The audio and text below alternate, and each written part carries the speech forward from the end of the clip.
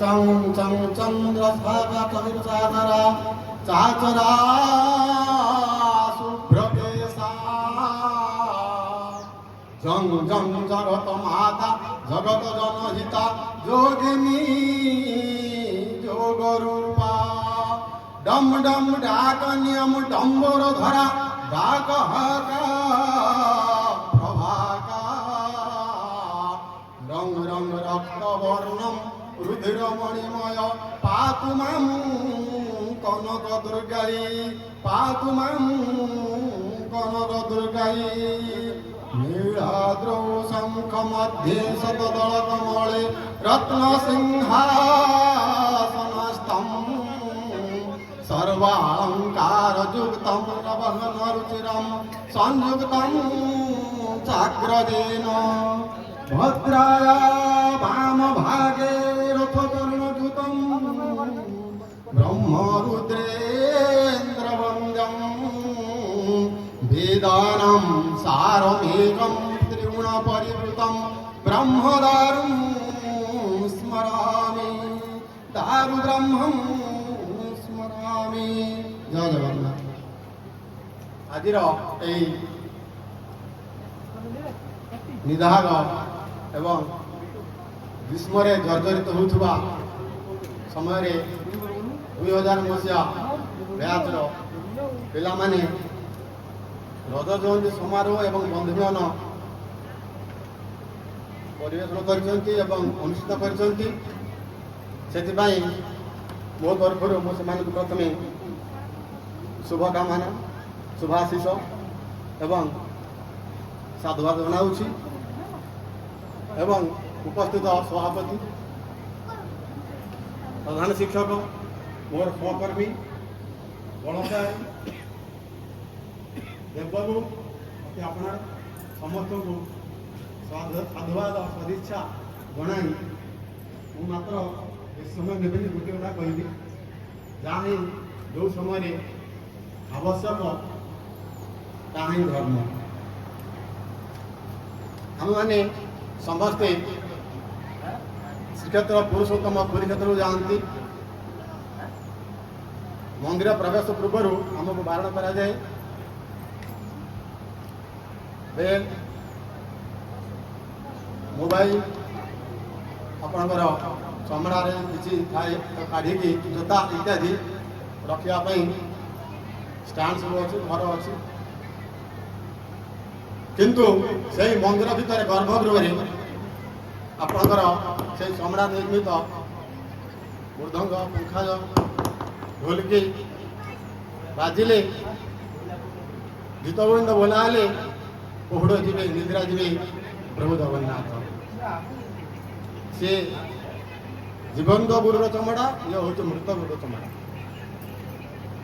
କାହିଁକିନା ଜୀବନ୍ତ ଗୋରୁ ଚର୍ମରେ ଭଲ ସ୍ୱର ଉଠେ, ତେଣୁ ଯେଉଁ ଗୋରୁକୁ କଂସେଖାନାରେ ହତ୍ୟା କରାଯାଇଥାଏ ତାହାରି ଚମଡ଼ାରେ ବାଦ୍ୟଯନ୍ତ୍ର ତିଆରି ହୁଏ।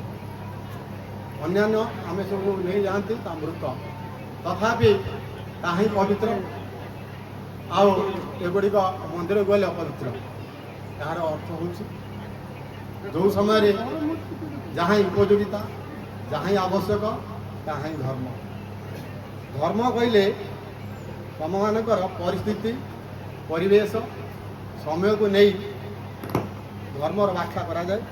ପିଲାମାନେ ତମ ଜୀବନରେ ତମେ ଯାହା ହିଁ କରିବ ତମର ପରିବେଶକୁ, ସମୟକୁ ଏବଂ ଯାହା ତୁମର ସେହି ସମୟରେ କରଣୀୟ ଆବଶ୍ୟକତା ତାହା ହିଁ କରିବା ଉଚିତ। ମୁଁ ଏତିକି କହି ମୋର ବକ୍ତବ୍ୟ ଶେଷ କରୁଛି। ଜୟ ଜଗନ୍ନାଥ।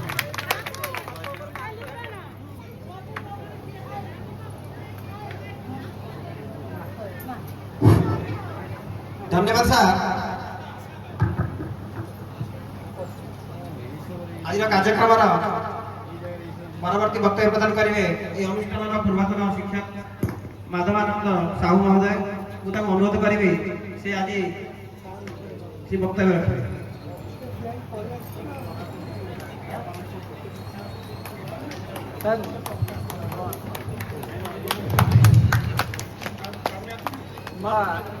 लोक दुर्गांकर पाद तले मोर कोटि कोटि प्रणाम। ଆଜିର 2000 ବ୍ୟାଚ୍ ରଜତ ଜୟନ୍ତୀ ସମାରୋହରେ ମୁଁ ଉପସ୍ଥିତ ହୋଇଥିବାରୁ ନିଜକୁ ଗୌରବାନ୍ୱିତ ମନେ କରୁଛି। ଯାହା ହଉ ଆଜିକାର ସଭାର ସଭାପତି ବର୍ତ୍ତମାନର ପ୍ରଧାନ ଶିକ୍ଷକ ମୋର ପ୍ରଧାନ ଶିକ୍ଷକ ଶ୍ରୀ ସୁନ୍ଦର ସାମଲ ଏବଂ ମୋର ସହକର୍ମୀଙ୍କ ଏବଂ ବର୍ତ୍ତମାନର ସ୍କୁଲ ଶିକ୍ଷିକା ଏବଂ ଶିକ୍ଷୟିତ୍ରୀମାନେ, ତା ଛଡ଼ା ମୋର ଅତି ଆଦର ପ୍ରିୟର ଛାତ୍ରଛାତ୍ରୀମାନେ ଯେଉଁମାନଙ୍କୁ ଅନ୍ତର ଦେଇ ଭଲ ପାଏ। ମୁଁ ଦେଖିଛି ଆଜି ହେଉଛି ପ୍ରଥମ ଯେ ଗୋଟେ ବ୍ୟାଚରେ ଆମ ସ୍କୁଲ 80 ମସିହାରେ ପ୍ରଥମେ କାଇପଡ଼ାରେ ପରୀକ୍ଷା ଦେଇଥାନ୍ତି ବ୍ୟାଚ୍, କିନ୍ତୁ ମୁଁ ସେ ପ୍ରଥମ ଆନୁଆଲରେ ନଥିଲି। 1980 ଅଗଷ୍ଟ 10ରେ ମୁଁ ସ୍କୁଲରେ ନିଯୁକ୍ତି ପାଇଲି। ତାପରଠୁ ମୁଁ ଦେଖି ଆସେ ଯେ ଆମର ଯେଉଁ ପ୍ରଧାନ ଶିକ୍ଷକ ଶ୍ରୀଯୁକ୍ତ ସୁରେଶ ଚନ୍ଦ୍ର ସାମଲ ମହୋଦୟ ଥିଲେ, ତାଙ୍କର ବଳିଷ୍ଠ ନେତୃତ୍ୱରେ ଆମେମାନେ ପରିଚାଳିତ ହୋଇ ଆଜି କନକଦୁର୍ଗା ବିଦ୍ୟାପୀଠକୁ ଆମେ ବରୀ ବ୍ଲକରେ ଯାଜପୁର ଏକଲବ୍ୟ କରିପାରିଛୁ। ଏବଂ ତାଙ୍କର ନେତୃତ୍ୱରେ ଆମର ସହକର୍ମୀ ଭାଇମାନେ ମିଶି ଆମେ ବି ଏଇଟା ପକାଇଛୁ। ଆମେ ବି ସ୍କୁଲରେ କାମ କରିଛୁ। ଏକ ମନ ହେଇ ବରୀ ସ୍କୁଲକୁ ଯେଉଁ ଯାଇଛୁ ବରୀ ବ୍ଲକ ଆଜି ଆମ ସ୍କୁଲ 15-20 ପିଲା ଥିଲେ। ପାଖ ସ୍କୁଲ 3-3ଟା ସେକ୍ସନ ଥିଲା। ଏପରି ହେଲା ପାଖ ସ୍କୁଲ ସବୁ ସେକ୍ସନ ଭାଙ୍ଗିଗଲା। କାହିଁକି ଭାଙ୍ଗିଗଲା ନା ସେଇ ବଳିଷ୍ଠ ସେ ଆମର ପୂର୍ବତନ ଥିଲେ ପ୍ରଧାନ ଶିକ୍ଷକ ଶିକ୍ଷକ ସୁରେଶ ଚନ୍ଦ୍ର ସାମଲ, ତାଙ୍କର ନେତୃତ୍ୱରେ ଆମେମାନେ ଏତେ ପରିଶ୍ରମ କଲୁ, ସବୁ ଭାଙ୍ଗି ଚୂର୍ମାର କରିଦେଲୁ। ମୁଁ ତାଙ୍କୁ ବି ଅଶେଷ ଧନ୍ୟବାଦ ଦେଉଛି। ତାଙ୍କର ଯେ ବଳିଷ୍ଠ ନେତୃତ୍ୱ ନଥାନ୍ତା ଆଜି କନକଦୁର୍ଗା ଏ ବରୀ ବ୍ଲକ ଯାଜପୁରରେ ପ୍ରଚିତ ହେଇପାରିନଥାନ୍ତା। ତା ଛଡ଼ା ମା କନକଦୁର୍ଗାଙ୍କର ମଧ୍ୟ ବହୁତ ଆଶୀର୍ବାଦ ଥିଲା, ଯାହାଫଳରେ ଆମେମାନେ ଦୀର୍ଘ 5-7 ବର୍ଷ ବେଠି କରିଛୁ କହିଲେ ଅତିଥି ହେବନି। 80 ମସିହାରେ 6 ମାସରେ ଗୋଟିଏ ପଇସା ବି ଆମେ ସ୍କୁଲରେ ହେଇନୁ। ସେମିତି ଖଟି ଖଟି ଆମେ ସ୍କୁଲରେ ଗଢ଼ିଛୁ। ଯାହା ହଉ 80 ମସିହାରୁ ଅଦ୍ୟାବଧି ବହୁ ପିଲା ଗଲେଣି, କିନ୍ତୁ ପ୍ରଥମ ଥର ପାଇଁ ଏ ଯେଉଁ ରଜ ଜୟନ୍ତୀ ପାଳନ ହେଲା ମୋତେ ବହୁତ ଆନନ୍ଦ ଲାଗୁଛି। ସେଥିପାଇଁ ମୁଁ ଗର୍ବିତ, ଖୁସି, ମୋର ଆନନ୍ଦର ସୀମା ରହୁନି। ଆଉ ଯେଉଁ ପିଲାମାନେ ଆସିଛନ୍ତି ସେମାନଙ୍କର ପିଲାମାନଙ୍କ ସହିତ ଆସିଛନ୍ତି, ସେମାନେ ଏଇ ସୁନ୍ଦର ମୁହୂର୍ତ୍ତ କଟିବାକୁ ଚାହୁଁଛନ୍ତି। ସେମାନେ ଚାହୁଁଛନ୍ତି ଯେ ତାଙ୍କର ଦିଗ ଯେଉଁ ସାଙ୍ଗସାଥି ପିଲାମାନଙ୍କ ସହିତ କି ସମୟ କଟିବେ। ସେଟା ତ ବକ୍ତୃତାର ସମୟରେ ଶୁଣିବ। ତେଣୁ ଏମାନଙ୍କୁ ଅଶେଷ ଧନ୍ୟବାଦ ସେଥିପାଇଁ ଦେଉଛି। କାହିଁକି ଗୋଟିଏ କଥା କହିବି, ଆମ ଯଦି ଭାଗବତରେ କୁହାଯାଇଛି ଗୁରୁ ବ୍ରାହ୍ମଣ ପିତାମାତା ଏ 4 ମର୍ତ୍ତ୍ୟରେ ଦେବତା। ତେଣୁ ସେମାନେ ସେଇ 4 ଜଣ ପ୍ରତି ସବୁବେଳେ ତାଙ୍କର ଭକ୍ତି ରହୁ। ସେମାନଙ୍କ ଆଶୀର୍ବାଦରେ ସେମାନେ ନିଶ୍ଚିତ ଜୀବନ ପଥ ସୁଗମ ହେବ, ସେମାନେ ଭଲରେ ରହିବେ, ଆନନ୍ଦ ରହିବେ। ଆଉ ଏତିକି କହି ମୁଁ ମୋର ଏ ବକ୍ତବ୍ୟ ଶେଷ କରୁଛି। ଜୟ ଜଗନ୍ନାଥ। ଧନ୍ୟବାଦ। ଧନ୍ୟବାଦ ସାର୍, ଅତି ସୁନ୍ଦର ଭାବରେ ଛାତ୍ରଛାତ୍ରୀମାନଙ୍କୁ ବକ୍ତବ୍ୟ ରଖିଲେ। ବର୍ତ୍ତମାନ ପରବର୍ତ୍ତୀ ବକ୍ତବ୍ୟ ରଖିବା ପାଇଁ ଏହି ଅନୁଷ୍ଠାନ ପୂର୍ବତନ ଶିକ୍ଷକ ପ୍ରମୋଦ ନାଥ ସାର୍ଙ୍କୁ ଅନୁରୋଧ କରୁଛି ସେ ପରବର୍ତ୍ତୀ ବକ୍ତବ୍ୟ ରଖିବେ।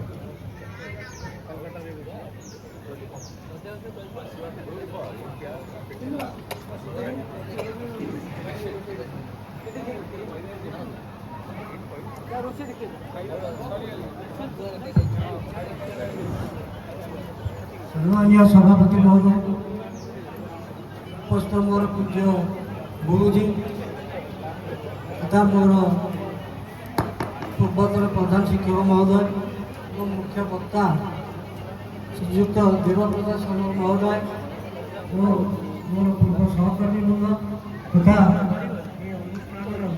2000 मसीहार श्रद्धेय छात्र छात्री, आज बड़ सौभाग्यर दिन जे 25 वर्ष मन करी जे पिला माने प्रथम करी गोटे रूप्य जयंती पालन कर निज पाठ पढ़ा एवं से गुरु मान डाकी सहित एक साक्षात्कार जमी प्रत्येक घर को जावा संभव नहीं पिलामानकर एवं शिक्षक मानकर एक मिलन करने उद्यम कर 25 वर्ष बीती जाए भर बहुत परिवर्तन हो जाए। तुम्हें मैंने से 15 वर्ष बयसर होता आज बर्तमान 25-40 वर्ष ऊर्ध तुम से आम तुम मान को दंड दे पाठ पढ़े किपर जन भल मनीष हम से तुमको ବହୁତ ଯତ୍ନବାନ କରୁଛ ଏବଂ ଯାହା ହଉ ଆଜି ଈଶ୍ୱରଙ୍କ ଆଶୀର୍ବାଦରୁ ତୁମେ ବିଭିନ୍ନ ପଦପଦବୀରେ ଅଧିଷ୍ଠ ହୋଇ ଆମକୁ ଗୌରବାନ୍ୱିତ କରିଛ ତଥା ବିଦ୍ୟାଳୟଙ୍କର ସୁନାମ ରଖିଛ। ତେଣୁ କ'ଣ କହିବି ଆଜି ମୁଁ ଦୁଇଟି କଥା କହିବି ଯେ ଯେତେବେଳେ ପଢ଼ଉଥିଲି ବଡ଼େ ଦଣ୍ଡ ଦେଉଥିଲି ଯେ ତୁମେ ଭଲ ମଣିଷ ହୁଅ, ଭଲ ପାଠ ପଢ଼, ସମାଜର ଇଏ କର, ବିଦ୍ୟାଳୟର ନାଁ ରଖ। ଆଜି ମଧ୍ୟ ମୁଁ ତୁମକୁ ଇଏ କରୁଛି ଯେ ଦୁଇଟି କଥା କରିବା ପାଇଁ ମୁଁ ତୁମକୁ କହିବି। ଗୋଟିଏ ହେଲା ତୁମକୁ ଯିଏ ଆଣିଛନ୍ତି ଏବଂ ତୁମେ ମାନେ ଯାହାକୁ ଆଣିଛ, ତୁମକୁ କିଏ ଆଣିଛନ୍ତି ନା ପିତାମାତା। ତୁମେ କାହାକୁ ଆଣିଛ ନା ତୁମ ପିଲାମାନେ। ପ୍ରଥମ କଥା ହେଲା ଏଇ ଦୁଇ ଜଣଙ୍କର ଯତ୍ନ ନିଅ। ପ୍ରଥମେ ହେଲେ ପିତାମାତା। ପିତାମାତା ହେଲେ ଆମର ମାତା ପିତା ହେଲେ ଆମ ପ୍ରଧାନ ଗୁରୁ। ପ୍ରଥମ ମାତା, ତାପରେ ପିତା। ବେଦରେ ଅଛି ଆମର ମାତୃଦେବ ଭବ, ପିତୃଦେବ ଭବ, ଅତିଥି ଦେବ ଭବ, ଆଚାର୍ଯ୍ୟ ଦେବ ଭବ। ମାତୃଦେବ ଭବ, ମାତା ଠାରୁ ବଡ଼ ସେ ସୃଷ୍ଟିରେ କେହି ନାହିଁ। ତେଣୁ ମାତା କିଏ? ଇଏ ହେଉଛି ମାତା ଯିଏ ସନ୍ତାନକୁ 9 ମାସ ଗର୍ଭରେ ଧରିଥାଏ, 3 ବର୍ଷ କୋଳରେ ଧରିଥାଏ ଏବଂ ଜୀବନ ସାରା ହୃଦୟରେ ଧାରଣ କରିଥାଏ। ସେଇ ହେଉଛି ମାତା। ତେଣୁ ମାତା ହିଁ ପ୍ରଥମ ଗୁରୁ ଆମର। ତେଣୁ ପିତା ହେଉଛି କି ନା ଯିଏ ନିଜର ସର୍ବସ୍ୱ ସାରି ପୁତ୍ରକୁ ସବୁ ଇଏରୁ ରକ୍ଷା କରିଥାଏ। ଆମେ ପିତା ଠାରୁ ଆମେ ସଂଘର୍ଷ ଶିଖୁ, ମାତା ଠାରୁ ଆମେ ସଂସ୍କାର ଶିଖୁ। ତେଣୁ ମାତାର ପ୍ରଥମ ଦାୟିତ୍ୱ ହେଲା କିଭଳି ସମାଜକୁ ଏକ ଦିବ୍ୟ ସନ୍ତାନ ପ୍ରଦାନ କରିବ। ତେଣୁ ତାର ଦାୟିତ୍ୱ ହେଉଛି ମାତାର ପ୍ରଥମ। ତେଣୁ mother is the first teacher of the child. ମା ହେଉଛି ପ୍ରଧାନ ଶିକ୍ଷୟିତ୍ରୀ। ପରିବାର ହେଉଛି ପ୍ରଥମ ପାଠଶାଳା ହେଉଛି। ତେଣୁ ମା କିଭଳି ସନ୍ତାନକୁ ଗଢ଼ିବ ସେଟା ତାର ଦାୟିତ୍ୱ। ଏବଂ ଆଜିକାଲି ସମାଜ ଯେଭଳି ଉତ୍ସୃଙ୍ଖଳ ଦେଇ ପଡ଼ିଛି, ଭଲ ସନ୍ତାନଟିଏ ସମାଜକୁ ଦେବା ହେଉଛି ମାର ଦାୟିତ୍ୱ। ତେଣୁ ମୁଁ ଆଉ ଏଇ ଦୁଇଟି କଥା, ପିଲାମାନଙ୍କର ଯତ୍ନ ନିଅ, ବାପା ମାଆଙ୍କର ଯତ୍ନ ନିଅ। ଆଜିକାଲି ବାପା ମାଆଙ୍କୁ ଯେମିତି ରାସ୍ତା କଡ଼ରେ ମାରିକି ବିଦା କରିଦେଉଛନ୍ତି। ଗୋଟିଏରୁ ଅଧିକ ପୁଅ ହେଲେ ମାଆକୁ ଭାଗ କରୁଛନ୍ତି, କିଏ ଏତେ ଦିନ ରଖିବ ସେତେ ଦିନ ରଖିବା। ତେଣୁ ଏଭଳି କର୍ମ କେବେ କର ନା। ଏମାନଙ୍କୁ ଏ ଅବସ୍ଥାରେ ତମେ ତାଙ୍କର ଯତ୍ନ ନିଅ, ତାଙ୍କର ସେବା କର। ତା ସହିତ ପିଲାମାନଙ୍କୁ ମଧ୍ୟ ସେଇଭଳି ତାଙ୍କୁ ଭଲ ମଣିଷ କରି ଏକ ସମାଜକୁ ଦିବ୍ୟ ସନ୍ତାନ ଉପହାର ଦିଅ। ଯେଭଳି ଦେଶ ମାତୃଭାଷା ସେବା କରିପାରିବ। ନହେଲେ ପିଲାଙ୍କୁ ଯଦି ସେବା ନ କରେ ଆତଙ୍କବାଦୀ ହେଇକି ପାକିସ୍ତାନ କରୁଛି, ସେଇଭଳି ପିଲା ହେଇକି ସୃଷ୍ଟି ସମାଜରେ ଉତ୍ସୃଙ୍ଖଳ ସୃଷ୍ଟି କରିବ। ତେଣୁ ଆଜିର ଏ ଶୁଭ ମୁହୂର୍ତ୍ତେ ଆଉ ବିଶେଷ କିଛି କହୁନି। ସମାଜ ସ୍ୱଳ୍ପ ବାହାରେ ପ୍ରବଳ ଉତ୍ତାପ। ତେଣୁ ମୁଁ ତୁମକୁ ଆଶୀର୍ବାଦ କରୁଛି, ତୁମକୁ ଇଏ କରୁଛି ଯେ ତୁମର ଚଲାପଥ କୁସୁମିତ ହଉ, ତୁମର ଭବିଷ୍ୟତ ଉଜ୍ଜଳ ହଉ, ତୁମେ ସୁସ୍ଥ ଶରୀର ଜୀବନ ଯାପନ କର। ଏତିକି ମୋର ମା ଦୁର୍ଗାଙ୍କ ନିକଟରେ କାମନା। ଠିକ ମୋର ବକ୍ତବ୍ୟ ଅଶେଷ ଅଶେଷ ଧନ୍ୟବାଦ ସାର୍ଙ୍କୁ, ଯିଏକି ଏକ ସୁସ୍ଥ ସମାଜ, ଶୃଙ୍ଖଳିତ ସମାଜ ଗଠନ କରିବା ପାଇଁ ଛାତ୍ରମାନଙ୍କ ଉଦ୍ଦେଶ୍ୟରେ କିଛି ବକ୍ତବ୍ୟ ରଖିଲେ। ପରବର୍ତ୍ତୀ ବକ୍ତବ୍ୟ ରଖିବା ପାଇଁ ମୁଁ ଏ ଅନୁଷ୍ଠାନ ପୂର୍ବତନ ହିନ୍ଦୀ ଶିକ୍ଷକ ଶ୍ରୀଯୁକ୍ତ ମନୋଜ କୁମାର ଦାସ ମହୋଦୟ ଅନୁରୋଧ କରିବି ସେ ଛାତ୍ରଛାତ୍ରୀ ଉଦ୍ଦେଶ୍ୟରେ କିଛି ବକ୍ତବ୍ୟ ରଖିବେ।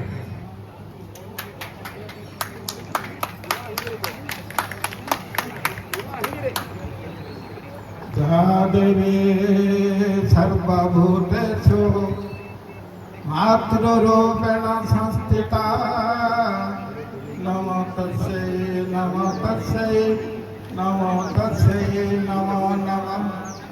या देवी सर्वभूतेषु क्षमारूपेण संस्थिता नमो तस्यै नमो तस्यै नमो तस्यै नमो नमः।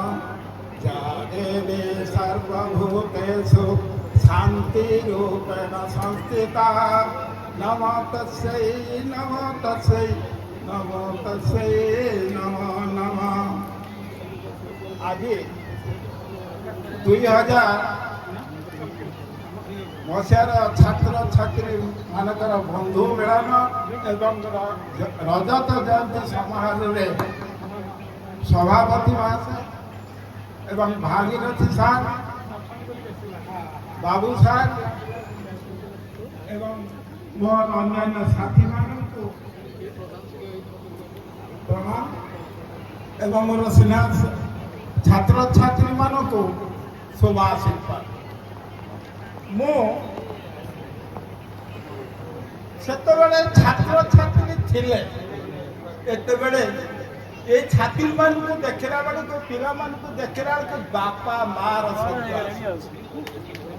मु काहा को डाकी पारु नहीं का ना धरि पारु नहीं से मुख को देखला को केडे छोट छुआ थिलो केडे सिनेमा आदर करूथली किंतु आजी ये पुओ को देख अरे मां तू कुआडे जाइथिलु अरे बापा कुआडे जाइथिलु ये आशीर्वाद कहार प्रथमे होउछि बाप मार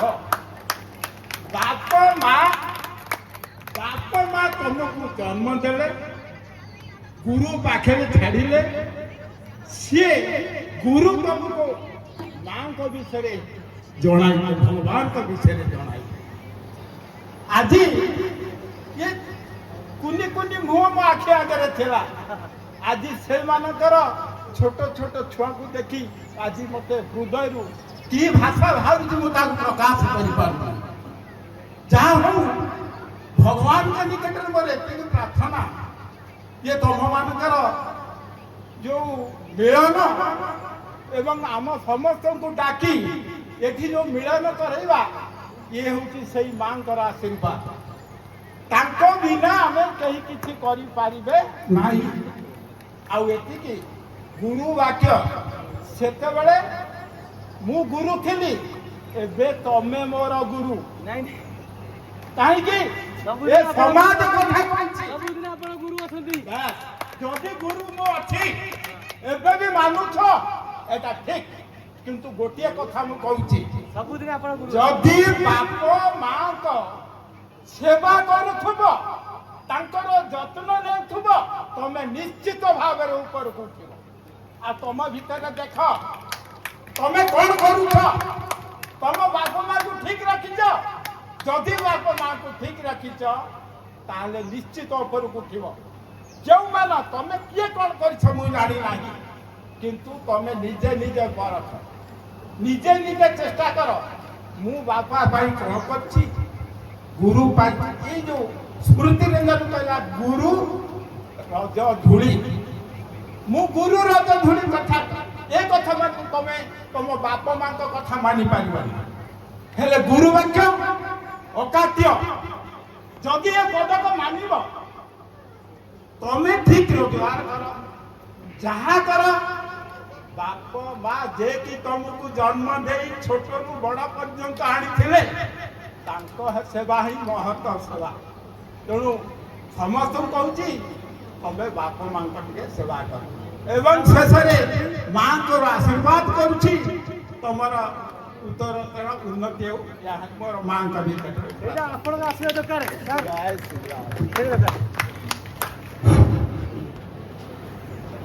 धन्यवाद सर परवर्ती वक्तव्य रखिबे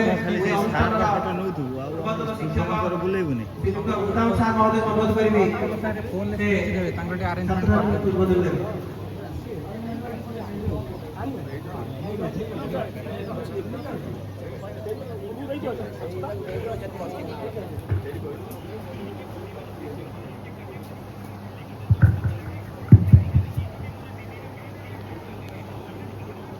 2000 मसीहार रजत जयंती समारोह सभापति महोदय एवं ये अनुष्ठान को छात्र मान तरफ पिला मान तरफ अतिथि भाव में আমন্ত্রিত କରିଥିବା ବଡ଼ ସାର୍ ଏବଂ ସାନ ଭାଇ ଦେବ ଏବଂ ମୋ ସହିତ এই অনুষ্ঠানে চাকরি করেছিলেন সমস্ত শিক্ষক শিক্ষয়িত্রী এবং এবেকার শিক্ষক শিক্ষয়িত্রী এবং সম্মুখে বসিଥିବା ମୋର 20 ବର୍ଷ 25 ବର୍ଷ ତଳର କୁନି କୁନି ଛାତ୍ରଛାତ୍ରୀ ଯେଉଁମାନେ ଆଜି ଆମ ସହିତ ସମାନ ହେଇଗଲେଣି ପୁରା ଆମ ଭଳି ପାଚିଗଲାଣି। ମୁଁ ସେମାନଙ୍କୁ ଦେଖୁଥିଲି କହୁଥିଲି ତମେ ତ ଆମ ଭଳିଆ ବୁଢ଼ା ବୁଢ଼ୀ ହେଇଗଲେଣି, ପ୍ରାୟ 40 ବର୍ଷ ହେଇଗଲାଣି, ଆମ ଭଳି ଚଷମା ଲଗେଇଲେଣି, ଆଉ ଗୋଡ଼ ବି ପାଚିଲାଣି। ଯାହା ହଉ ଖୁସି ଆନନ୍ଦ ଲାଗୁଛି। ଆଜି ରଜତ ଜୟନ୍ତୀ ସେମାନେ ପାଳନ କରୁଛନ୍ତି, ବନ୍ଧୁ ମିଳନ, ତାଙ୍କ ଭିତରେ ବନ୍ଧୁ ମିଳନ। କେବଳ ମୁଁ ଆଗରେ ଝିଅମାନଙ୍କୁ ଦେଖୁଥିଲି, ବେଶୀ ଝିଅମାନେ ଅଛନ୍ତି, ପୁଅମାନେ କୁଆଡ଼େ ଗଲେଣି କାହିଁ ଦେଖାନାହାନ୍ତି। ପୁଅମାନେ ବୋଧେ କାର୍ଯ୍ୟରେ ବ୍ୟସ୍ତ ଅଛନ୍ତି। ଏବେ ଯାହା ହଉ ଏ ରଜତ ଜୟନ୍ତୀ ବନ୍ଧୁ ମିଳନ ଉତ୍ସବଟି ଅତି ଆନନ୍ଦଦାୟକ। ମୁଁ ଆଜି ଦେଖିପାରୁଛୁ 3 ପୁରୁଷର ଲୋକମାନଙ୍କୁ, 3 ପିଢ଼ିର। ଆମେ ହେଲୁ ଗୋଟିଏ ପିଢ଼ି, ତାପରେ ତୁମେ ହେଲ ଗୋଟିଏ ପିଢ଼ି, ତୁମ ପିଲାମାନେ ମଧ୍ୟ ଆଉ ଗୋଟିଏ ପିଢ଼ି। 3 ପୁରୁଷର ବନ୍ଧୁ ମିଳନ ଆମେ କରୁଛନ୍ତି। ହଁ, ତମ ପିଲାମାନଙ୍କର ବନ୍ଧୁ ମିଳନ, ତମ ମା ମାନଙ୍କର ଆଉ ବାପା ମାନଙ୍କର ବନ୍ଧୁ ମିଳନ ଏବଂ ଆମ ସାର୍ ମାନଙ୍କର ବନ୍ଧୁ ମିଳନ। ଏ 3 ପିଢ଼ିର ବନ୍ଧୁ ମିଳନ ଆଜି ଗୋଟିଏ ସ୍ଥାନରେ ହଉଛି, ଗୋଟିଏ ଜାଗାରେ ହଉଛି, ଗୋଟିଏ ମଞ୍ଚରେ ହଉଛି। ଖୁସି ଲାଗୁଛି, ଆନନ୍ଦ ଲାଗୁଛି। ସାର୍ ମାନେ ତ କେତେ ଗୁଡ଼ିଏ କଥା କହିଗଲେଣି, ଆଶୀର୍ବାଦ ଦେଇଗଲେଣି, ଆଉ ଉପଦେଶ ଦେଇଗଲେଣି। ଆଉ ତମେ ଉପଦେଶ ଆମେ ଆଉ ଦେବୁ କ'ଣ? ସେ ପିଲାବେଳେ ଥିଲ, ତମକୁ ବାଡ଼ି ଦେଖେଇ, ଛାଟ ଦେଖେଇ, ମାଡ଼ ଦେଇ ଆଉ ଗାଳି ଦେଇ ତମକୁ ଭଲ ବାଟକୁ ଆଣିବା ପାଇଁ ଯେଉଁ ଶାସନ କରୁଥିଲୁ, ଏବେ ତମେ ତମ ପିଲାମାନଙ୍କୁ ଶାସନ କରିବା ପାଇଁ ତମେ ଯୋଗ୍ୟ ହୋଇଗଲେଣି। ତମକୁ ଆଉ ବେଶୀ କିଛି କହିହବନି। ତେଣୁ ଲାଳୟତେ 5 ବର୍ଷ ଆଣି 10 ବର୍ଷ ଆଣି ସ୍ଥାଡ଼ୟତେ ପ୍ରାପ୍ତେତୁ 16 ବର୍ଷେ ପୁତ୍ର ମିତ୍ର ବିବାଚରେ। 16 ବର୍ଷରୁ ଉର୍ଦ୍ଧ୍ୱ ହେଇଗଲା ମାନେ ପୁଅ ମିତ୍ର ସହିତ ସମାନ। ଆମମାନଙ୍କର ମିତ୍ର ଭଳି ତମେ ମାନେ ହେଇଗଲେଣି।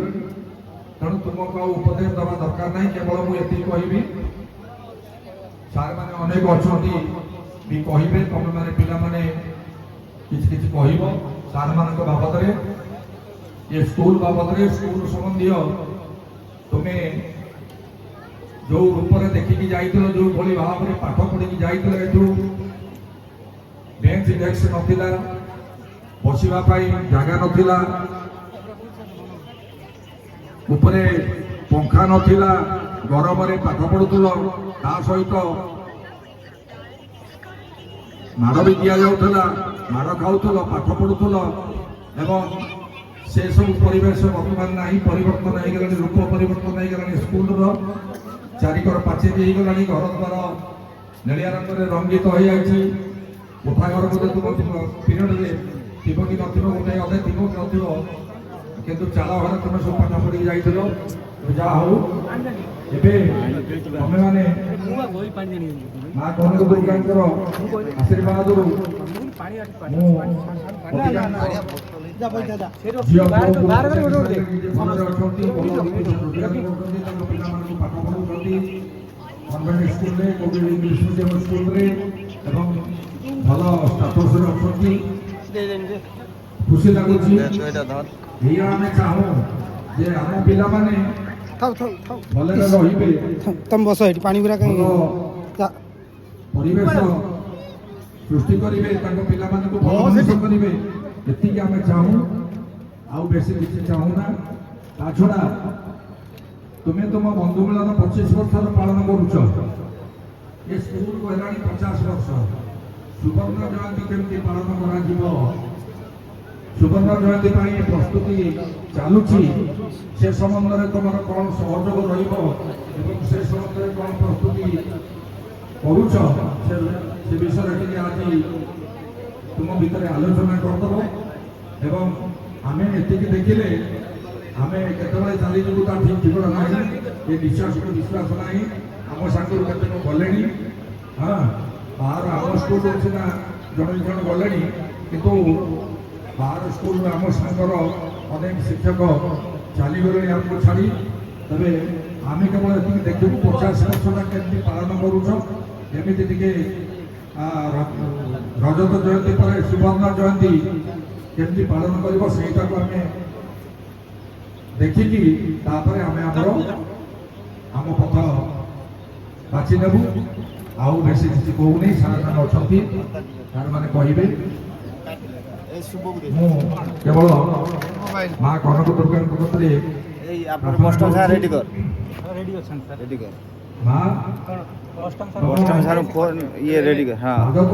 ଅନୁଷ୍ଠାନରେ ଯୋଉ ଛୁଆମାନେ ପାଠ ପଢିକି ଯାଇଛନ୍ତି, ତମ ପାଖରେ ଯୋଉମାନେ ପାଠ ପଢିକି ଯାଇଛନ୍ତି ଅନୁଷ୍ଠାନରେ, ସେମାନଙ୍କର ଉତ୍ତରୋତ୍ତର ଜୀବନ ଉନ୍ନତି କର, ତାଙ୍କୁ ଭଲରେ ରଖ, ତାଙ୍କ ପିଲାମାନଙ୍କୁ ଭଲରେ ରଖ, ତାଙ୍କ ପରିବାରକୁ ଭଲରେ ରଖ, ସୁଖ ଶାନ୍ତି ସମୃଦ୍ଧି ସେମାନଙ୍କୁ ପ୍ରଦାନ କର। ଏତିକି କରୁଣା କରି, ଏତିକି କରୁଣା ଭିକ୍ଷା କରି ମାଙ୍କ ନିକଟରେ ମୁଁ ମୋର ବକ୍ତବ୍ୟ ଶେଷ କରୁଛି।